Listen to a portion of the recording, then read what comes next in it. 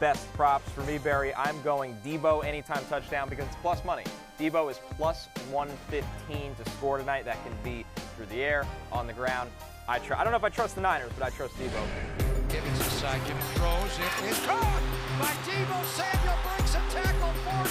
Debo 35-30, 25-20. Breaks another tackle, 15-10, 5, touchdown! San Francisco!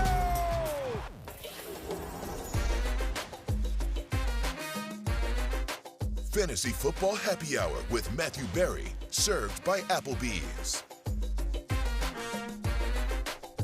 If you saw that highlight, for those of you watching on Peacock here at noon, though it is 5 o'clock somewhere, or even if you were just listening to that on the podcast, what you saw is Debo Samuel running through defenders, every 49er down the field, blocking their butts off.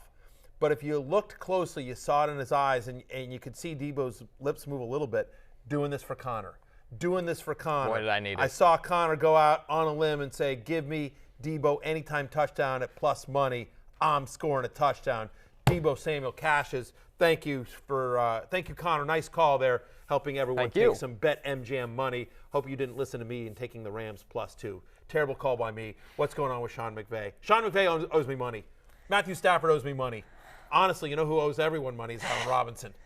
Ooh, man, it's been a tough go for Allen Robinson for a while now, but it's in a new uniform this time. So a huge thank you to Debo Samuel, a huge thank you to BetMGM that kind of motivated him with that plus money. I think he did. I think you should get all the credit. So let's dive in quickly. Waivers. It is waivers today. A lot of waivers. Connor Rogers. But first, this Monday Night Football game. Absolutely. The guys that we expected to be big-time players in the wide receiver market, Cooper Kupp and Debo Samuel, they showed out as wide receiver ones. We'll start. We know the Rams had a rough night, but let's start with Kupp. 19 targets. I mean, he's the offense.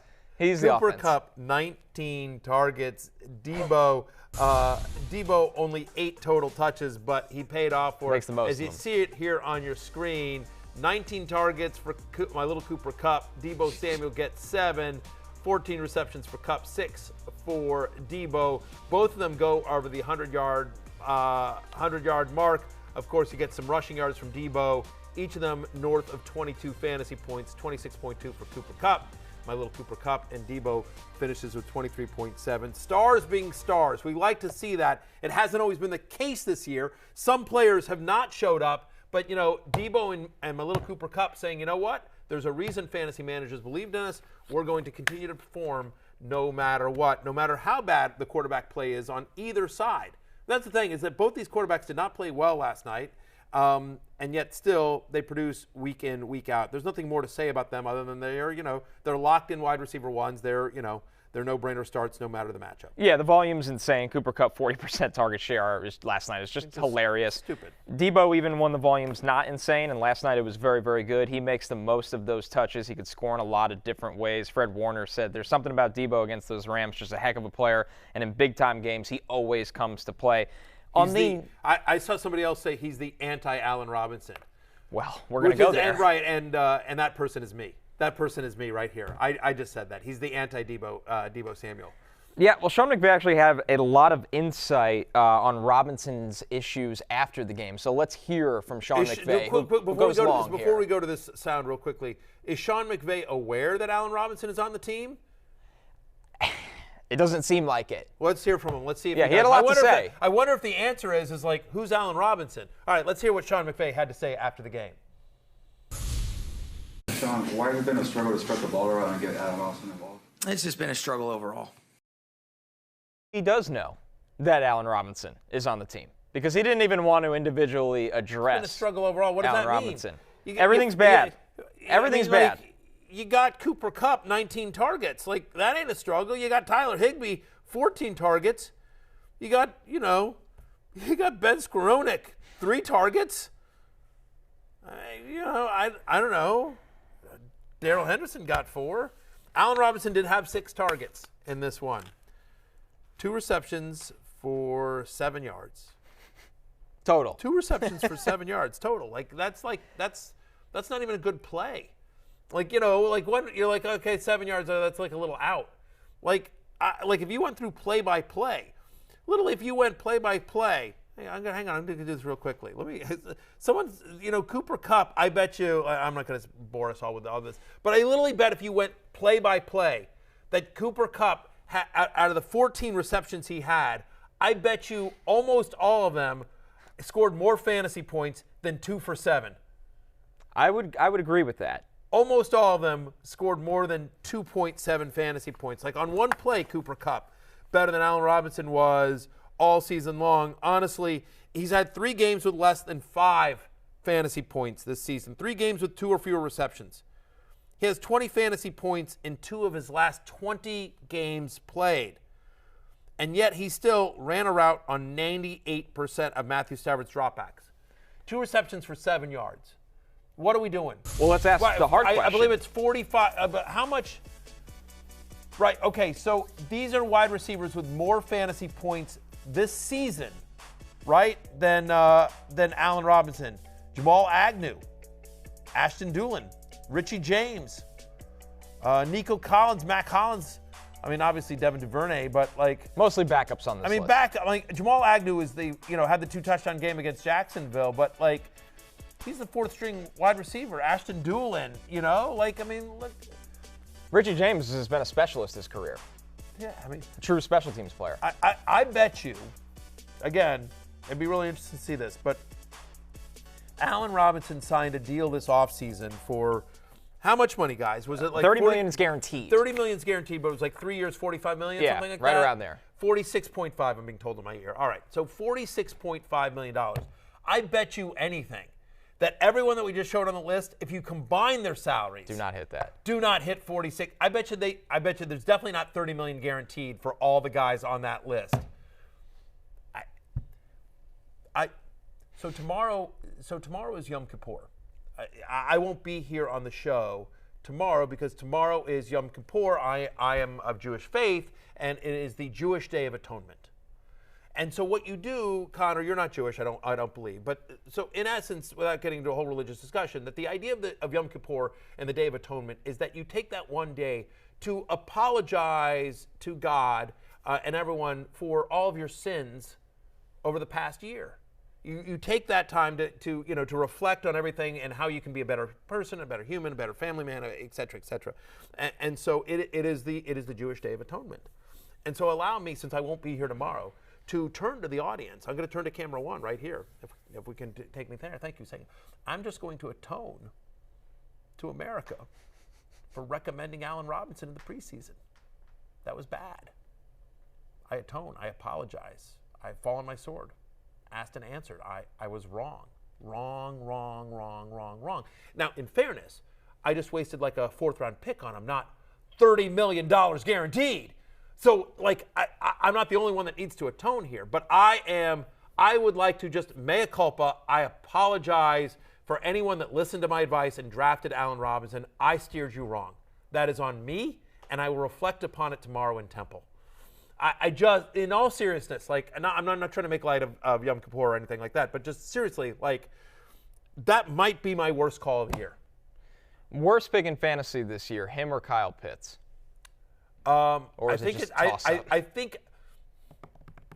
think Allen Robinson is a worse pick, and I will tell you why. They both went around the same. Like Allen Robinson went somewhere between the 4th and 6th. Boy, it's a tough one. Kyle Pitts went in the 3rd. We've at least seen one good game from Kyle Pitts. I mean, Allen Robinson had I think he had the one game where he scored a touchdown. The bar is lower for success in tight ends. On the other hand, Allen Robinson's more easily replaceable. You know what I mean? Like, okay, he stinks, but there's guys that are emerging. Like you can overcome that bad pick easier. That's a great one. That's actually a great one. I don't know. I'm going to say Allen Robinson is worse just because I have more hope. Let me put it this way: I have more hope that Kyle Pitts turns it around than I do Allen Robinson. Are you dropping him, yes. Robinson? Oh, easy drop. How? Yeah. I mean, what? He's wide receiver 73 on the season. There are 72 wide receivers better than Allen Robinson. through 4 weeks of the season. Wide receiver 72. And by the way, my belief is Odell Beckham Jr. is coming back to this team at some point. You know, I feel like within the next month-ish or so, I would argue within the next 4 to 5 weeks, Odell Beckham Jr. re-signs with the Rams, in which, yes, welcome to Dumpsville, Allen Robinson. Again, that's on me, man. All right, staying with the Rams, back to the tight end conversation. Tyler Higby is now tight end 5 on the year in fantasy right now. He finished with over 17 points in Week 4, second in targets for the Rams on Monday Night Football. Tyler Higby, Barry, this looks sustainable. I mean, he's actually been a focal point of the offense, something we've expected for a while with Higby, but now it looks sustainable. Look, we know this is an offense that's going to pass, right? And this is a guy that is getting the second most targets on the team after my little Cooper Kupp. Here's an entire list. I'm going to get this, Connor. I'm going to give you a list. Here's the entire list of tight ends in the NFL that have 20 or more receptions and over 200 receiving yards so far this season through 4 weeks, right? Travis Kelce, you've heard of him. Of course. Mark Andrews. Oh, yeah. Tyler Higby. That's the list. That's the list. My friend J.J. Zacharias, and I want to give him a shout-out. He said, Tyler Higby is this year's Dalton Schultz. He tweeted that out, and I think he's right. You know what I mean? He's a guy that, it's all short stuff. There you go. You see it there on your screen. Tyler Higby is becoming 2022 Dalton Schultz. Shout out to JJ there. He's also becoming kind of the guy we thought he was going to be last year after his breakout in 2020. In 2022, he's becoming a thing. Now, the average depth of target is really short. I mean, it's all short stuff. But whatever. The volume is there, and given how desolate tight end is, Higby is absolutely legit a top 5 fantasy tight end for the season. I think that's legit. I think he's a top 5 the rest of the way. He is number 5 so far through, and last week, this week 4, he was the 4th best tight end in fantasy with 17.3 fantasy points. Still out there in 17% of Yahoo leagues. So worth seeing somehow if he is still available in yours. But the question is he legit? Yes. And then the next question is, would I rather have him than the tight end he faced, George Kittle? Yeah. I'd rather, as bad as Matthew Stafford looked yesterday, I'd still rather have the guy that I'd rather him throwing to my tight end than Jimmy Garoppolo. I just don't think the volume is going to be there for George Kittle, who's played only 2 games this season and has less than 7 fantasy points. Whatever, 4 targets here, against the Rams, 5 targets against the, almost had the touchdown, couldn't get the second foot in, and maybe the narrative is different if he comes down with that. But there is sustained production in Higby, and I think Kittle's going to have 3 monster games this season, and that's it. And with Kittle, don't you expect him to be more than just a touchdown-dependent guy? That's the concern here, right? Right, but because of the success of Deebo Samuel, because they've had success running the ball, there is a connection between Garoppolo and Ayuk to an extent. I mean, 4 targets for Ayuk, 4 targets for Kittle. In a game in which the Niners more or less moved the ball decently, yeah, I mean, I think that, yes, Kittle's still a low-end tight end 1, but if you're asking me Higby or Kittle the rest of the season, and I know you're not, but I'm asking to myself, I'm going to say Tyler Higby. Very disappointing start of the season of George Kittle, and I don't see anything in that offense that makes me think things are going to change. Again, from this point forward, there will be 3 weeks where he just has a monster game, where he's 7 for 100 and a touchdown or 2. But knowing when those games come, plus he's always an injury risk. That's the other thing.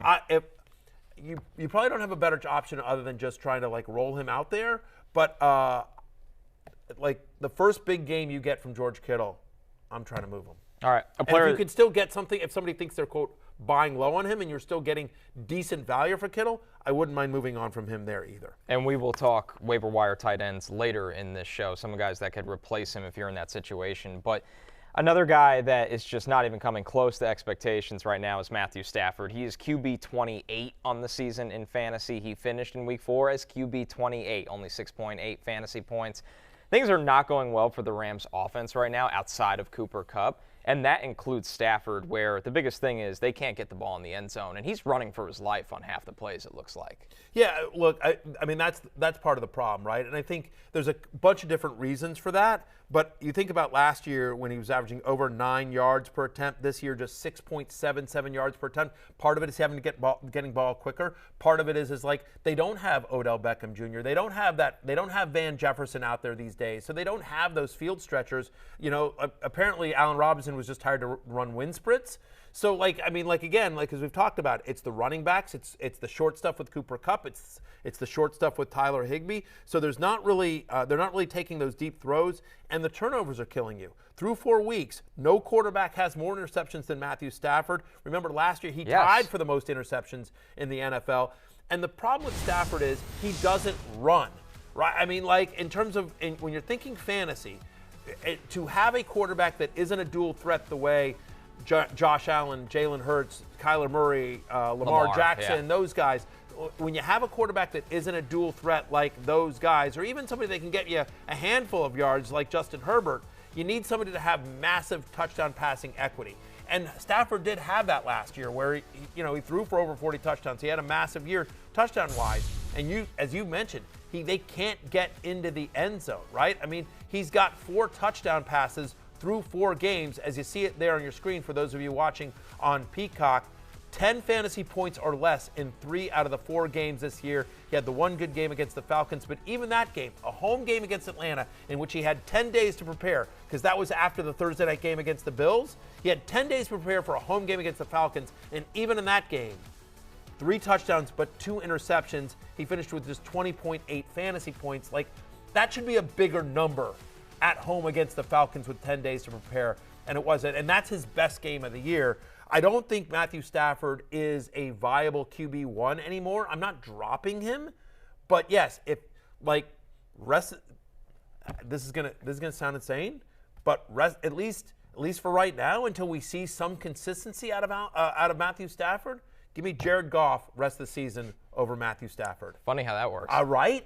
I mean, again, like, I get it. Like, real-life quarterback play is different than NFL, than fantasy quarterback play. I mean, there's a lot of junk time with Jared Goff, but I'm like, nothing about Jared Goff's production strikes me as unsustainable. It's a good offensive line with good weapons, and they're going to have to be throwing a ton because their defense is so brutal. And he was productive without most of those weapons this week. So even if you're worried about the injuries, it's still working. Yeah, I mean, they have a better schedule than the Rams. The Rams have a first-place schedule this year, right? And the Lions have a last-place schedule. Yes. So, I mean, it changes year to year, but I'm merely saying that if you went into the season with only one quarterback and you thought Matthew Stafford, hey, I got it, I'm good. Matthew Stafford, he was a top 5 fantasy quarterback last year. Rams are going to be great. McVay, blah, blah, blah, blah, blah. I think you need to rethink that. Again, he's quarterback 28 so far this season. He's quarterback 28. There's only 32 in the NFL. It's abysmal. I did that math in my head. That's pretty good. Yeah, he's bottom 5. Through 4 weeks, he's bottom 5 in the NFL. Yeah, it's not looking good right now for Matthew Stafford. It is not. All right, let's close the book on Monday Night Football and get into a ton of the waiver wire with the running backs specifically. And we will get into every position group today. But starting with the running backs on the waiver wire, we got Thursday Night Football. And boy, if Jonathan Taylor can't go, is it the Nahim Hines show right now? Available in 38% of Yahoo leagues. He is only RB41 on the season, averaging a little bit over 7 points per game. They got Denver on deck. The targets, I don't think, have been what we were hoping for consistently in the pass game. But can Hines step into that role if Taylor can't go? No. Right? He's just not built that way. It's not that kind of runner. They'll activate Philip Lindsay. I think they actually did this morning off of the practice squad. I think you'll see a committee here. The fact of the matter is Jonathan Taylor hasn't been Jonathan Taylor. Like, the offensive line has really struggled this week. We talked about this. So far through 4 weeks, Jonathan Taylor, capital letters, consensus #1 pick overall, Jonathan Taylor, has not been a top 20 fantasy running back through the first 4 weeks. So now you're asking Nyheim Hines, who's obviously built very differently, to go on the road on a short week at Denver and be that guy. I don't think he is. Do I think Nyheim Hines will be usable in fantasy this week? I do. Because I think that's what's going to have to happen against Denver. I think you're going to have to do some dump off passes there. He does have 5 or more targets in 3 out of 4 games so far this season in his career. in games in which he's gotten double-digit touches, and my expectation is he will get double-digit touches on Thursday night. He's averaging 14.5 fantasy points per game. So do I think Nyheim Hines is usable this week? I do. Do I think he replaces Jonathan Taylor? I don't. And if I'm going to the waiver wire this week, I think he's usable. I think he's probably the most obvious guy for this week. You know what I mean? Nyheim Hines, in terms of like, hey, I need somebody for this week. Him or possibly Tyler Allgeier, who we'll talk about in a second. But, but I think there are other guys that have more upside long term. Also, doesn't sound like Taylor's injury is all that serious. Yeah, the tests on the ankle were negative. He, as we sit here and do this show, he could still play Thursday night. Right. Which makes so it even I would more not complicated. if I've been holding on to, depending on how you run your waivers in your league. Like I would not, if you've been holding on to the number one waiver spot, I'm not blowing it for Nyheim Hines. I wouldn't go crazy with my fab budget as well. So, but do I think he gets an expanded role on Thursday night, even if Taylor plays? Because if the ankle's not 100%, I do. It's a tough matchup on the road at Denver. So I think Nyheim Hines will be usable this week in fantasy. That's about as far as I'm willing to go, Connor. By the way, he does not care about your fantasy team. No. He does not. He made sure to let you know. He tweeted that out. I do. When will people learn we don't care about your fantasy team's laughing emoji? And I will say this to Nyheim Hines. He is 100% right. NFL players should never care about fantasy teams. What Nyheim Hines should worry about is the fact that his team is 0-2-1 in the division. He should focus on that. Yeah, That's what he should focus on. Don't worry about our fantasy teams, Nyheim. Worry about the fact that you guys missed the playoffs last year and you're 0-2-1 in the division. One player they might have to worry about on Thursday night, Mike Boone, available in 98% of leagues. Yeah, Boone's Farm, baby. Yeah, unfortunately, Javonte Williams. Have you ever drank Boone's Farm? No. Boone's Farm was, like, I'm an older guy. So I'm older than you. So Boone's Farm was one of those, like, super cheap. I don't even know if it even exists anymore. But someone look that up. Blake, I'm getting research on this. Does Boone's Farm still exist? But it was like super cheap. Like when you were like in college, when I was in college, and like you just like you had no money, and you're just trying to, you're 30 rack drunk for $5 cheap. bucks. Oh yeah, Boone's Farm was like exactly. Boone's Farm. Boone's Farm was one of those. When we get off, I'm gonna do some digging and see if we could find it. Boone's Farm is still alive and well. Listen, I'm not saying it was good, but it did the job. You understand? Like if you're I want to get drunk and I don't have a lot of money to spend, Boone's Farm was your ticket. Have we gotten any research? Does it still exist? Boone's Farm is alive and well. Boone's Farm is $3 a bottle. In today's prices, that's a Boone's Farm. We're still looking for sponsors here at the Fantasy Football Boone's Happy Farm Hour. tap. I'm just telling you. By the way, we do one Boone's Farm in segment 1, and we'd be loaded by segment 2. It'd be fantastic. All right, Boone's Farm, Mike Boone, available in 98% of leagues. When he came in after Javonte Williams got hurt, he had 65% of the snaps compared to Melvin Gordon, who had 35% of the snaps. He was in on 6 of the 7 third and fourth down situations. Do you buy in that there might be some pass game opportunity when you see that with him? And when you look at Boone, is he one of the top guys on the waiver this week? We know they will never give up on Melvin Gordon. We know that. That's the problem. Hackett absolutely loves him. They trust Melvin Gordon more in pass protection. They're unfortunately going to have to live with the fumbles, and they're going to hope he cleans that up. Now, the Broncos have signed Latavius Murray off of the Saints practice squad. Again, it's a Thursday night game. The expectation here is that Murray will not be active in time for Thursday night. Like he's just going to get there. Still needs to learn a few plays. So on Thursday night, it is going to be Melvin Gordon. It's going to be Mike Boone. Maybe you'll see a little bit of Divine Ozigbo, formerly of Jacksonville. Yeah. He's now on the Broncos as well. So you see him mixed in there as well. But in the fact is that after Javonte Williams went down, Mike Boone played 65% of the snaps. He's had 3 career games with 12 or more touches. He's averaging 15.3 fantasy points per game. I think had they not signed Latavius Murray, I'd have been like, yeah, let's go all in. Let's go farming on Boone's Farm, right? Drink up. Bargain drinking. Bargain drinking on Boone's Farm. But the concern here is Latavius Murray, and I'm worried that this might be a little bit of a 3-headed monster. Again, I think Mike Boone is going to be, and I'll have him ranked higher than Nyheim Hines just for Thursday night. For week 5, I will prefer Boone to Nyheim Hines because I think there's a better chance at a touchdown for Boone. I think it'll be a near even split, 1A and 1B to him and Melvin Gordon in a decent matchup with the Colts at home against the Colts. But I'm nervous about Latavius Murray coming in and stealing some touches from Boone. This could be a three-headed monster on an offense that, candidly, Connor still hasn't found itself. I think that's scoring the big a ton issue. of points. Yes. Well, Javonte is a special player. Correct. And can overcome the deficiencies of that offense. This isn't a plug-and-play offense that, hey, Mike Boone's next guy up, run and get him and expect the same production. No, 100%. I mean, what's interesting, though, is that I think Boone's more of a pass. I mean, of course, a decent pass catcher, but, Boone also plays some on third downs as well. And so there's now a decent amount of target share that's available with Javonte Williams. Again, we talked about this at the end of last show, but if you missed that, case the news, it was confirmed. Torn ACL for Javonte Williams. His season is over, so prayers on a speedy recovery for Javonte Williams. But there's more targets now to go around. I'm nervous about Russell Wilson here. It feels like, and I know Judy, had a better game last week than he did, but honestly, the only guy that I feel super confident in starting in the Broncos offense right now is Courtland Sutton, and I think the running backs are both flex, sort of hope for a touchdown flexes in Gordon and Boone, very close together in that order. Deeper leagues, take a flyer on Latavius Murray. You're not going to use him this week, but if you're looking for somebody this week, I mean, both Boone and Latavius Murray have more value today than they did 48 hours ago. This next one surprised me. Raheem Mostert available in half of all leagues right now. Plays in a great offense. We understand that Tua is going to be out for a little bit, but Teddy comes in, one of the more reliable backups in the league. Raheem Mostert, once again, available in half of leagues. He is RB46 on the year, but he wasn't a factor week one at all. So take that with a grain of salt right now as you see the game log there. But as you look on your screen, right? Offensive snap percentage. Week one, 42%.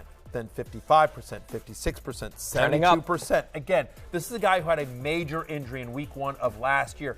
Getting healthier, getting more familiar with the system in Miami. Obviously, some familiarity with it because he played for Mike McDaniel in San Francisco, but still going on. Yeah. But again, getting healthier, getting more confident. They're seeing that explosiveness come back for Raheem Mostert. He's had 14 or more touches in 2 of the last 3 games here. That jumps out to me. And the other 2 things that I think are really interesting is that in week 4, 73% of the running back snaps. That was, again, a game that, the Dolphins were, that was a game that they were really in on, with Cincinnati, right? And even though they were down, like they were, it was close and then they were down. And so with Bridgewater under center, and that's what's going to happen again this Sunday. The news came out, Tua Tagovailoa is going to miss this Sunday's game against the New York Jets. Raheem Mostert, 7 of 11 on 3rd and 4th down on those snaps. He played 7 of the 11 3rd and 4th down snaps. And he had 3 of the 5 snaps inside the 10. So he is on the right side of a committee for one of the better offenses in the NFL. And knowing that they're going from Tua Tagovailoa to Teddy Bridgewater, we don't know how long Bridgewater's going to have the gig. But, check down Teddy a little bit. Like, regardless of even if they open it up a little bit, because whatever, Bridgewater took some shots on Thursday night.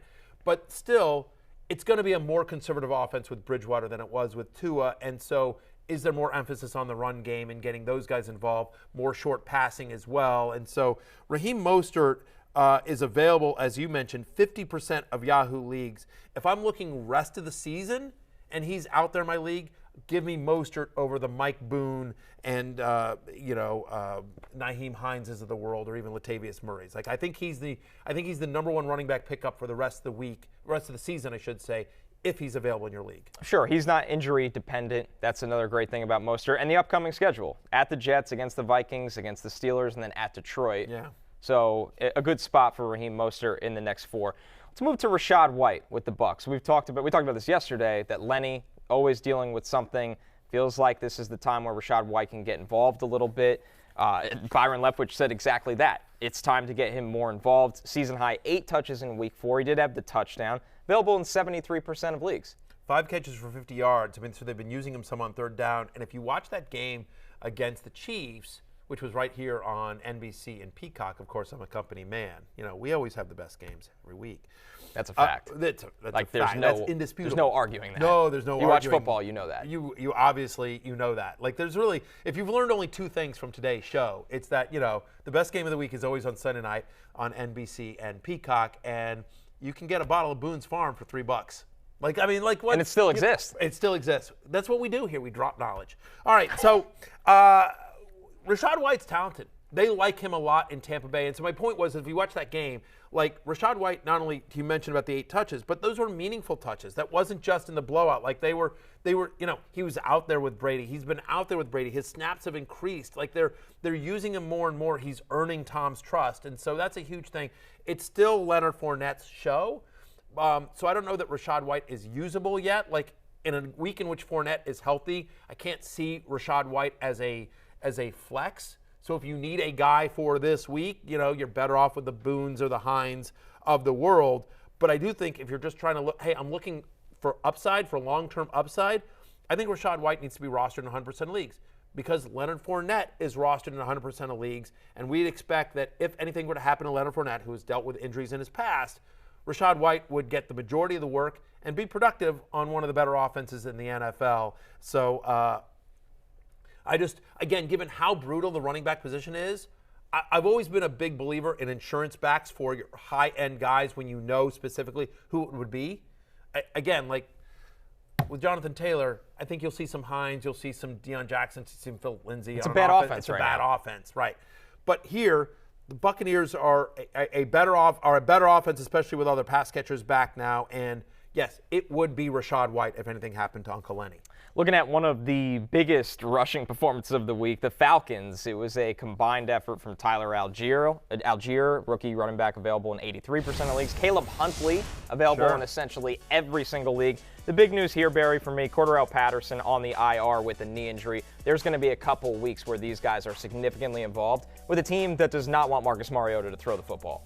They do not. They've run the ball effectively. Yes. Now, they're at Tampa Bay this week, which you wouldn't love that matchup generally, but the Chiefs just ran all over them. So maybe there is some success there. Atlanta has had more success running the ball, I think, than people thought. Even though Mariota has struggled in the passing game, just the fact that he has that mobility Mariota does, they have to keep a spy on him when you're playing defensively against the Falcons, which opens up running lanes. We've seen it for Patterson. He goes on IR. He's going to be out for at least the next 4 weeks. Damian Williams not eligible to return until next week, week 6. So that means at least for this week, it's going to be the Tyler Allgeier and Caleb Huntley show. For me, I rank them that way, Allgeier and Huntley. Clearly, both guys are going to be involved. But after Cordell Patterson went down, Allgeier led the team in snaps after CPAT went down. He's had double-digit carries in 2 of the last 3 games here. Huntley, by the way, but 10 for 56, had Very a touchdown. efficient. He got he only played 12 total snaps. 10 carries. He got 10 carries on those totals. So when he's out there, they like him. But what that tells me is when he only got 12 snaps, but he's carrying on 10 of those 12 snaps, they don't trust him in any other facet of the game, which means more playing time for Allgeier, more chances for checkdowns from Mariota. So again, if I'm ranking those Falcons running backs, Allgeier over Caleb Huntley. And I think both guys are somewhat of priorities on the waiver wire, again, because for 4 weeks, no Cordell Patterson, who's been very productive. I don't think these guys are Cordell Patterson, but I do think there's value there in that Falcons run game. It is worth noting, though, at Tampa Bay, home to the Niners, at Cincinnati, home to Carolina. So it's not a great stretch there defensively. Carolina's played better defense than they get credit for. Same with the Bengals. But you don't love the matchups with Tampa Bay and San Francisco. All that said, they've been running effectively on some tough defenses. They ran on the Rams, et cetera, et cetera. Great point about the snap usage. Allgeier was one of the best pass-protecting running backs in the entire draft last year. So I think they have full confidence to get him on the field a lot. It's just a matter of if this offense can be effective against those teams. Right, and if they want to pass. Yes. You don't need to pass pro if you never pass. 7 completions last Just week saying. for Mariota. Bit of an issue. All right, let's get through a couple more before we go to break here. The Saints running back Mark Ingram available in 83% of leagues. Seattle on deck. Everybody's going to love when they see Seattle on the schedule. Yeah. How much are you buying into that, Ingram, for at least a week? Yeah, especially because, by the way, Latavius Murray, who filled in last week in London, now is a member of the Denver Broncos. They activated him off the practice squad for the London game against the Vikings. He goes back to the practice squad. Denver takes advantage of that, takes Latavius Murray away from the Saints. So I think the hope here is that Alvin Kamara is back for this game. But certainly, Mark Ingram, he had some bad luck against the Vikings, right? He was going well, but then he got a little bit banged up. And so Latavius Murray comes in, vultures the touchdown there as Ingram's in the medical tent looking, and then towards the end, then again, stupid Taysom Hill.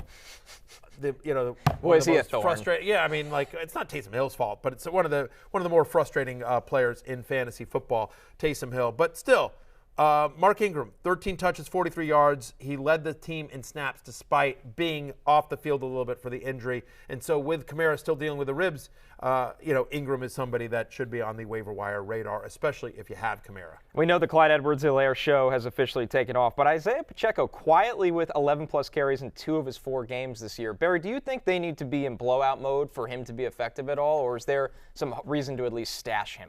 Yeah, I don't mind stashing him again, seeing how, but given what Clyde Edwards-Helaire did, and they like Jerick McKinnon. I know McKinnon didn't play a lot in the passing, didn't need him last week because they were just blowing the Buccaneers out. Yep.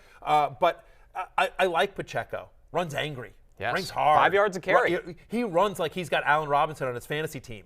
Like just mean and angry. You know what I mean? Like he's upset. That's how he runs. And so I got to be honest with you. I thought I was going to get a better reaction from that joke. I'm sorry. I mean, it's all right. It's fine. No. I don't want a fake laugher. I want to earn him. It's fine. I'm also in time cop mode. So I understand. That's why we got to get to break. Yes.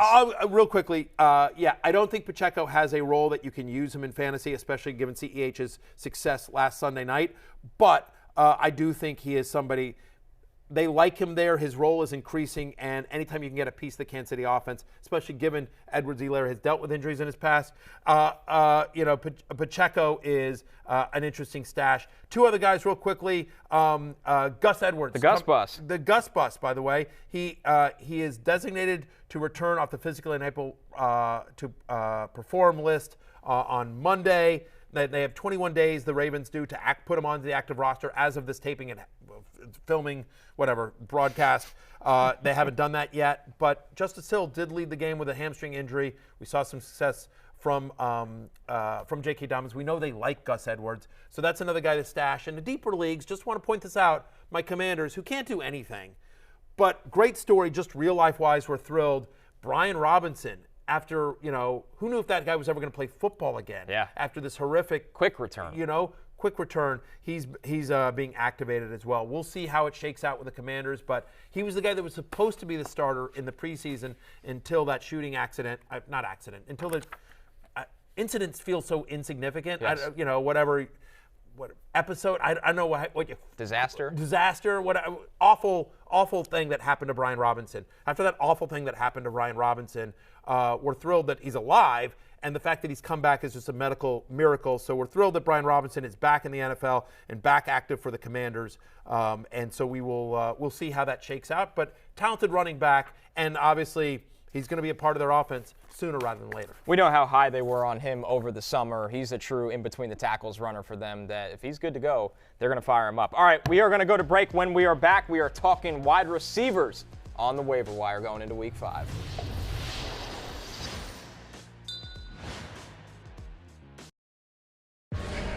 The Jets were the other team that was kind of vying to trade for you. How close was that to happening this past offseason? You know what? It was very close to happening, man. But it's just those state taxes, man. I realized, I had to make a grown-up decision. And, here I am in the great city of Miami. Great weather, great people. We're beautiful people, I feel like. So here I am. Okay, so. I lived in the Northeast my whole life, so I can't relate. Yeah, 100%. State taxes. By the way, I feel like Tirico Hill. All right, here I like the shrug. I don't know what to tell you. Here I am. Yeah. That's what. Same. Grown-up decision. Same, Tyreek. Here I am. I'm in Stamford, Connecticut. You made a grown-up decision. I did make a grown-up. He made a grown-up decision. I made a grown-up decision. You guys, I could have stayed at ESPN. They made me an offer. They begged me to stay. I was just like, let them know. No. I wanted to spread my wings like a proud peacock. That's right. There you go. Can we do it again? Right. That had a little anger in it. Yeah. All right, we got a lot of wide receivers to get through Not just today. a proud peacock, but an angry peacock. A couple notable injuries. Not angry at ESPN. Don't. Everyone always twists everything. No. Still love ESPN. Couple. You know what I did? I renewed. No, hang on. Last night I renewed my Disney Plus bundle. Because it ran out. Because I had it as a Disney employee. I got it for free. So you had to pony up. I had to pony up. And you By did the way, it. I did. It's a great. I made a grown-up decision. You know what? Like, By the way, I enjoy Disney Plus. I enjoy content on ESPN Plus. I enjoy Hulu. You know what I mean? Like it's man of many streams. Right. By the way, I already was paying for a Peacock subscription, so that doesn't. I get that for free, but I got 6 months till that expires. But whatever, it's fine. Anyway, my point is like, no animosity towards my former employers, but happy to be here at NBC. All right, wide receivers. What do you say? Yeah, let's do it. Let's do it. All right, a couple notable injuries off the top. Traylon Burks will miss some time with turf toe. Rashad Bateman is day-to-day with a foot injury, and Berry's Jahan Dotson could be out a week or two, in quotes, with a hamstring injury. So some very minor stuff across the board for those minor three stuff, young but I mean, guys. I think real quickly, like I don't maybe Robert Woods in in Tennessee. We'll see. He caught the touchdown last week, so there's not much there. There isn't much there, and feels like that offense is finally starting to get together. Worth noting, they play the Commanders this week. If ever there was a get-right game for an offense, it's facing the Commanders' defense, and I'm using air quotes for those listening at home to use the word defense over the Commanders. Bateman, I keep Devin Duvernay is like the Clyde Edwards-Helaire of wide receivers. Like I keep saying, well, this production can't keep up. This production can't keep up. Well, this is a fluke. And it's October. I mean, we're 4 weeks in, right? And like it's gonna be Halloween. I mean, he keeps producing Devin Duvernay. So I mean, it feels like he would be the beneficiary there. And Jahan Dotson, I can't imagine there's anyone on the Commanders. Feels like maybe you'd see some more Diami Brown, but like really that offense is going to be, it's going to be McLaurin, it's going to be Curtis Samuel, it's going to be Logan Thomas, it's going to be the running backs. And we talked yesterday how McLaurin's target share has been lower than usual, so maybe that simply comes back to the norm. Here's hoping. All right, looking at the waiver wire, starting with Michael Gallup available somehow in 59% of Yahoo leagues. I don't understand We've that been at talking all. him up for a little while. Very long You time. saw what happened, like first game back, boom. I mean, first game back, played 64% of snaps. He drew 65 yards of penalties. I mean, my Commanders couldn't keep up with him. He also scores the touchdown. Most important part. Right? He's had at least one end zone target at 7 of his last 2 games, whether it's Cooper Rush or Dak Prescott under center. And as of this morning, it feels like it's going to be Cooper Rush for at least one more week. Dak Prescott still having trouble gripping the ball. That's what that was for people seeing on air. That was me gripping a football. To be clear about that. And Jerry Jones saying about Prescott, the quarterback's grip on the ball is, quote, not well enough to play at the moment. We've still got a long way to go until the Rams game on Sunday, but you're 3-0 with Cooper Rush. Why are you going to risk it with your franchise guy? Michael Gallup plays the Rams, the Eagles, home to Detroit, home to Chicago. Like that back-to-back. Yeah, you don't love the next 2 weeks. Those are tough matchups, but still, Michael Gallup is a really good player. And this is an offense that is, whoever the quarterback is moving the ball. He's my number 1 pickup this week at the wide receiver position. Longer term, he's kind of 1A and 1 to 1A with the next guy. Those guys are right there next to each other. Looking over in Pittsburgh, Kenny Pickett starts the second half. The Pickens party gets unleashed. George Pickens available in 61% of leagues. He caught all 4 targets from Kenny Pickett for 71 yards. He had a 30% target share in this game. That's what's important here. Once Kenny Pickett came into the game, looked his as way. You see it there on your screen, a 30% target share for George Pickens. He went 4 for 71. He caught all 4 of the targets. Pat Freiermuth also got a 30% target share. Goes 3 for 36. Deontay Johnson does 15% target share. Goes 2 for 11. Chase Claypool 7.6%. Understanding that the offense still runs through Deontay Johnson. And if you watch if you go back and watch the picks for Kenny Pickett, one of them was a drop, one of them was Hail Mary. One of them was a Hail Mary, one of them was a deep ball that again Claypool got his hands on and should have been caught, or and the other one was just kind of a tip ball. Yeah. So I think if you go back and watch the tape, Pickett played better than maybe the stats suggest. And it's interesting, after the game, Mike Tomlin was saying like, I'm not ready to go there yet, and we were all like, oh, well, we are. Like, it's going to be Kenny Pickett. Stop it. And what do you know? The news comes out yesterday after we did the show. In fact, Kenny Pickett will start this week at the New York. They played. Oh, they didn't play the Bills. At the Bills. Sorry, they played the Jets last week. The New York Bills. The New York Bills. They are, by the way, Bills are double-digit touchdown favorites. They're 14-point favorites, courtesy of our friends at BetMGM. So means a lot of throwing. George Pickens, we talked about him yesterday, Connor, insanely talented. Yeah. And Pickett, there was just a reliability there. Pickett dropped back and would throw him the back shoulder ball before Pickens was even expecting any. There was a trust there. You could tell they worked together a lot over the summer. It's a big boost for Pickens in my eyes. Okay, moving over. Very excited. Anyway, Pickens. Gallup, I put Gallup over Pickens just because we have a lot, He's done it. We feel better about the Cowboys offense than we do than the Steelers with a rookie quarterback, and Gallup's done it. We just have we think there's upside with Pickens, but we just haven't seen it yet. But I mean, it's coming. George Pickens is coming like that. So it's literally 1-to-1A. I think both guys have a lot of potential, and those would be my priorities on the waiver wire this week. Also a potential great keeper situation with George Pickens. Yeah, I can't imagine he's available in any keeper league. But if somehow if you're in one of those leagues that you can keep guys that you pick up as free agents, like it's not a true dynasty league, it's just you can keep 3 or 4 guys. Yet Pickens 100% on that one. In Jacksonville, Zay Jones surprised inactive in Week 4 after he was expected to play with the ankle injury, available in 71% of leagues. He is wide receiver 43 on the season, even with missing Week 4. So that goes to show you how good Zay Jones has been. That's a big number, available in 71% of leagues. Jamal Agnew stepped in and performed. The Jaguars are for real. Yes, the Jaguars are for real, and more importantly, that offense is for real. Again, we've talked about this all the time, but Doug Peterson, former NFL quarterback, comes from the Andy Reid school. We saw it at Philadelphia. He wants to pass. It's going to be a pass-heavy team. Even with a good defense, he's still going to be pass-heavy. And so Christian Kirk in the slot, but Zay Jones is their priority on the perimeter as well.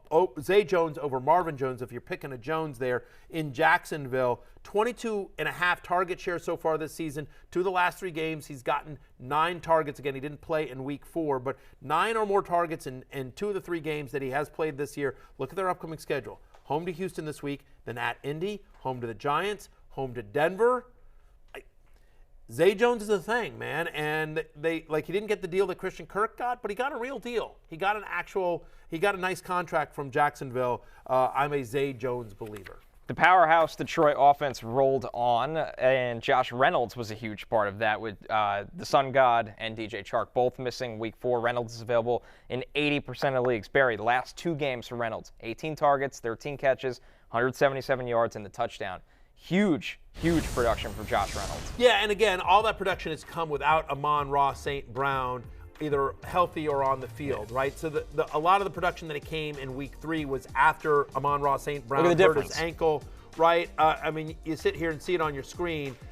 He's been playing over 70% of the snaps every single game this year, but Weeks 1 and 2, 3 targets. Week 3, 10 targets. Week 4, 8 targets. 6 and 7 receptions each of the last 2 weeks, north of 80 yards in each of the last 2 weeks. So honestly, this one is a little bit more Amon-Ra St. Brown health dependent. We'll also see if DJ Chark comes back. Remember, after this week, so they play the Patriots this week. Then I think it's a bye. Then they play the Dallas Cowboys, if I have that right. I think they're back. The Dallas is Week 7, I believe. So anyway, just, you know what I mean? Like, if Amon-Ra St. Brown is out, I would like Josh Reynolds once again at the Patriots. We'll see how the health goes there. Feels like it's becoming a Josh Palmer situation with Josh Reynolds. When a starter doesn't play, you can get him in. I think that's a great call. This next one, although it didn't work out for Josh Palmer this past week, but in theory, normally. In theory, typically. Right? Yeah. All right, this next one, Rondelle Moore, available in 82% of leagues. This one, to me, Barry, is more about the fact that the human Dortch it just fell off a cliff when Rondelle Moore returns. I don't know if either are going to be fantasy viable going forward. Rondelle Moore, only 3.7 fantasy points. He did play in 86% of snaps. Is he worth giving a look? I think so. Okay, you're in. So. Just a little bit. I am on him again. As you mentioned, we've seen this role in that offense with Greg Dortch be productive. The Cardinals' defense is bad. They're going to have to throw. They're going to have to find ways. AJ Green didn't play in this game. Marquise Brown is clearly the number 1 there, and they're using some Zach Ertz quite a bit as well. But I think the talent of Rondelle Moore, who they were excited about in the offseason, first game back healthy. I think there's more upside with Rondelle Moore than Josh Reynolds. Josh Reynolds is much more of a smart, a this week only kind of thing. I think long-term season, if you're looking for just more depth, and Gallup and Pickens are gone or not available, and same with Zay Jones, I do like the upside of Rondelle Moore. Last one here, Alec Pierce very quietly, 60 yards in both games since returning from concussion, available in almost all leagues at 95%. A lot of promise over the summer about the rookie had a tough start to the year with the injury. I know we don't like this offense. Is there any kind of look here with Pierce? Yeah, Desperation? Look, I mean, this is a guy that a lot of people like coming out of the draft as well, out of Cincinnati. And so they're going to have to find productions from somewhere. Yes, that offense is broken, but it can't all be Michael Pittman. So I don't mind Pierce.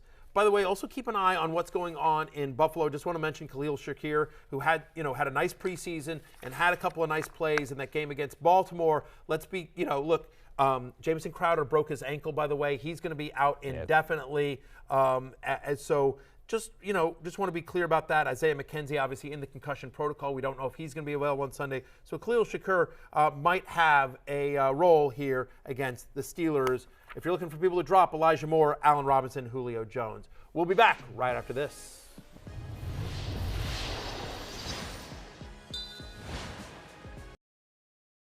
Let me show y'all how to do this. Wow. Geno Smith. Oh, no. There you go. 333 yards, 33 rushing yards. He'll be a top 3 QB. That's how you go bold. The Seahawks will lose, but they will cover. That's how you go big and go bold. That's how you go home. All right, I like that. Michael Smith with the crystal ball on Sunday. From way downtown. You need any more reasons to watch. Just drained a Steph Curry-like 3 from way downtown. Nice job, Michael Smith. My bold prediction was top 20 wide receiver Josh Reynolds, which ended up working out, but not as bold as Michael's call. His call, much better. Props to Michael Smith. The Sunday pregame show on the money. Let's stick there with 11 Geno a.m. Smith. to 1 o'clock right here on Peacock every Sunday morning. Geno Smith, a top 10 quarterback in fantasy through 4 weeks of the season right now. He comes in at QB9, coming off a monster game against the Lions defense. Is Geno Smith one of the top streaming options at quarterbacks right now, Barry? I wish he was playing somebody other than New Orleans. He's on the road at New Orleans, but I think he's viable in 2 quarterback leagues. Yeah, because again, he's had 2 passing touchdowns in 3 out of the 4 games so far this year, as you see right there on the screen. He leads the NFL in completion percentage. Feels like they are, letting Geno cook a little bit here. He's running a little bit. So he's running a little bit. Their defense isn't good. So on the road at the Saints, yeah, I think he's a top 20 option. Deeper leagues only, but yes, in the right matchup, I think he could be a possible streamer. 2 weeks from now, he's home to Arizona. That defense is bad. We mentioned Tua Tagovailoa is not going to play this week, so Teddy Bridgewater, he's on the streaming list. They're at the New York Jets. 193 yards, a touchdown, and interception in relief of Tua. He'll have a full week to prepare with one of the best offenses behind him. Yeah, and the Jets rank bottom 10 in yards per attempt and touchdown passes allowed this season. Mike McDaniel worked with Robert Saleh for a long time. He's going to know the ins and outs of that defense. Good sign for that offense, even with Teddy at the helm. And staying within this game, Zach Wilson's back. Interesting point production because he caught a touchdown. So yeah. A little, it's not going to be that every week. But do you give Zach Wilson any kind of look? Because he's a guy we know can run when need be. We do, and Miami's allowed the 2nd most passing yards this season. So, he's a really interesting DFS play. He's an interesting, a bet for the over on the passing yards as well. Just so much of a wide range of outcomes for Zach Wilson here, but. Again, Joe Flacco had some fantasy production here. Don't mind him. I wouldn't want to use him as my only starter, but don't mind grabbing and stashing in deeper leagues. 2 tight ends really quickly. Mo Alley-Cox available in 95% of leagues. Big Mo Alley-Cox week. Let the record show, I did not bring up Mo Alley-Cox first. It was Connor J. Rogers there as well. 17% target share in week 4. Season high 70% of snaps. The problem is that the usage has been inconsistent, but hopefully the big production on this past Sunday leads to more work here. We know what a red zone threat he is. It's been a 3-headed monster in Indy, but with JT banged up, maybe he gets more run here. It's kind of thin at tight end on the waiver wire. Back to Seattle, Will Dissly. Hey now. Right now. That is tight end 7 to you, Will Dissly, right now. 12 or more fantasy points in 3 or 4 games this season. He scored a touchdown in all 3. He was targeted on 20% of his routes. Geno loves him. In week 4. Geno loves him. Again, if we're saying Geno is viable, so is his tight end Will Dissly, who's playing more snaps than Noah Fant. It feels like at this point they like Dissly as a blocker. In deeper leagues and deeper tight end premium leagues, I do think Will Dissly's a thing who has had fantasy success before. A little touchdown dependent, but what tight end isn't? That's the world of tight ends. All right, we're going to take a break. When we're back, it's time for Last Call.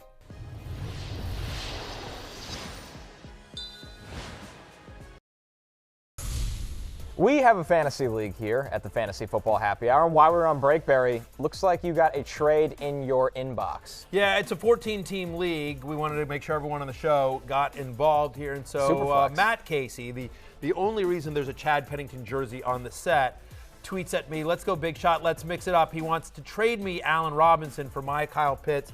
Absolutely not, Matt Casey. I said earlier in the show that I thought I preferred Kyle Pitts the rest of the season to Allen Robinson. It's easier to replace Allen Robinson. I have nice wide receivers in this league. I have Irv Smith as well in case Pitts. I would rather hang on to Pitts and not take on the dead carcass of Allen Robinson. You almost got swindled. Unbelievable, Matt Casey. You don't have to go home, but you can't stay here. We'll see you tomorrow. Peace out. Hey, it's Matthew Berry from NBC Sports and RotoWorld.com. Just want to thank you so much for watching what you just watched, or at least being too lazy to click out of it after the autoplay just kept it going. So either way, thank you so much for just letting it scroll by your screen. And now I'd like to ask you respectfully, please subscribe to the NFL on NBC YouTube channel for the latest NFL news, fantasy headlines from RotoWorld, and betting analysis from NBC Sports Edge.